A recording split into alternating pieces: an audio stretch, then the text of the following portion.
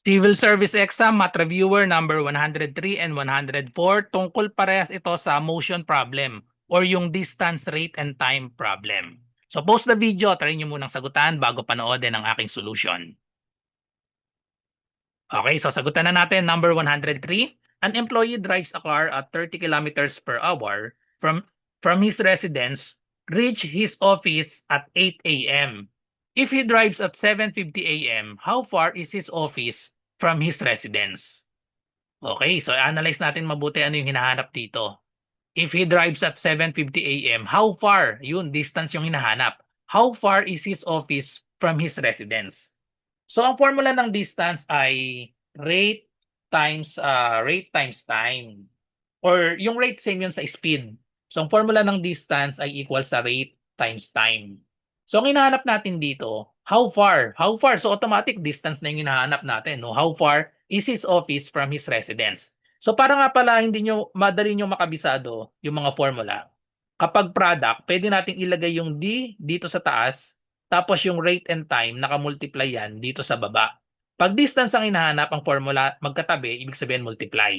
Kapag ang hinahanap ay rate, for example, rate ang hinahanap, ang formula natin, division, distance over time. Kapag naman time ang hinahanap, so yung D nasa taas, edi ang mangyayari dito ay division din, distance over rate. Okay? So since ang hinahanap naman natin dito, distance, so wala nang problema, multiply lang natin. Okay, so an employee drives a car at 30 kilometers per hour. Okay? So ang rate natin, or ito yung speed, rate or speed. So we have 30 kilometers per hour, multiply lang natin sa time. An employee drives a car at 30 kilometers per hour from his residence, reach his office at 8 a.m. So 8 a.m. If he drives at 7:50 a.m. Okay, so 10 minutes lang, no? Nagsimula siyang mag-drive 7:50, reach the office at 8 a.m. So ibig sabihin, 10 minutes lang. So yung 10 minutes, kailangan i-convert natin ito sa hour. So 10 minutes. 10 minutes. Kailangan i-convert natin itong 10 minutes sa hour or pwede rin itong hour i-convert natin sa minutes. So ano bang ang 1 hour ay equal sa 60 minutes. So para rekta na sa formula natin dahil 10 minutes ito, itong hour, pwede natin itong palitan ng 60 minutes. Okay? Para makancel yung minutes natin. And then i-multiply na lang natin lahat yan. Lahat ng natira. So meron na lang tayong 30 and then we have 10 here. So 30 times 10 and then over 60. Ang unit na natin na-cancel na yung minutes. So kilometers na lang ito. So simplify na lang natin, pwede natin i-cancel itong tigisang 0. And then we have 30 times 1. 30 na lang yon. 30 divided by 6. So 30 divided by 6, that is equal to 5. So therefore, the answer is 5 kilometers. So the correct answer is letter E, 5 kilometers. Okay, so next, number 104. Burahin natin para malaki yung space natin. Mr. Reyes left his home at 7 a.m. Drives his car 50 kilometers per hour. So ibig sabihin ang rate natin, ang rate or ang speed ay 50 kilometers per hour. And rested for half an hour. So nag-rest siya ng half an hour, 0.5 yun or 30 minutes. What time will he reach Abra, which is 600 kilometers away? So yung distance natin ay 600 kilometers away. So anong hinahanap natin dito? What time? What time will he reach Abra? So, gamitin natin yung formula ng time. Di ba? Dito sa triangle natin, ang hinahanap natin time. So, distance sa taas, and then we have rate times time. Hinahanap natin time. Ang formula ng time ay distance over rate.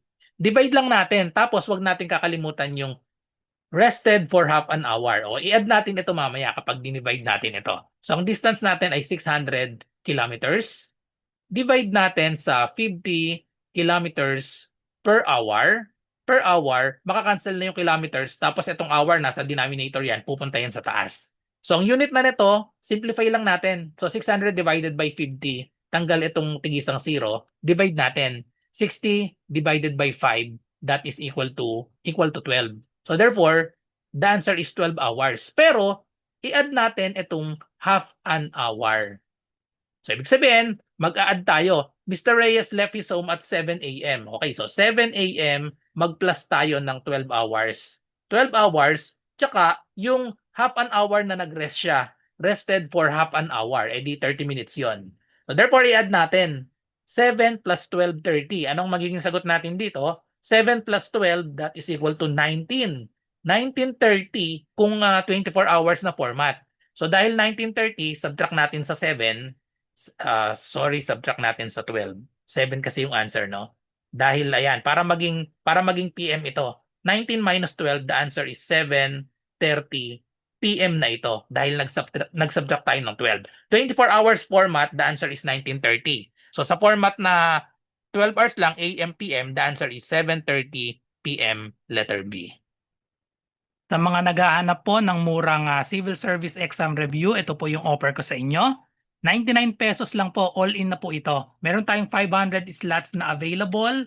Ito po yung mga inclusion niya. 10 days math and logic tutorial via Zoom. Online po ito ha. So ang schedule na itong 10 days, ito po. Ayan, math and logic. 7 to 9 PM po lahat ito, MWF po ito. So July 6, integers, PEMDAS, GCF, and LCM. July 8, fractions and decimals. July 10, law of exponents and radicals and unit conversion. July 13, number series and number analogy. July 15, basic algebra.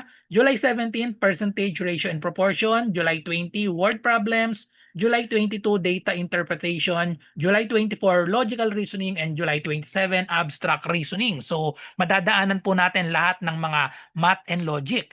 Meron din tayong Google Forms reviewer sa ibang subjects kagaya ng verbal ability, analytical ability, general info. Marami rin tayong mga 150 item na mock test. Then may only replay din po tayo ng past session. Ito pong mga Zoom meetings natin, recorded po yan sa exclusive na FB group natin.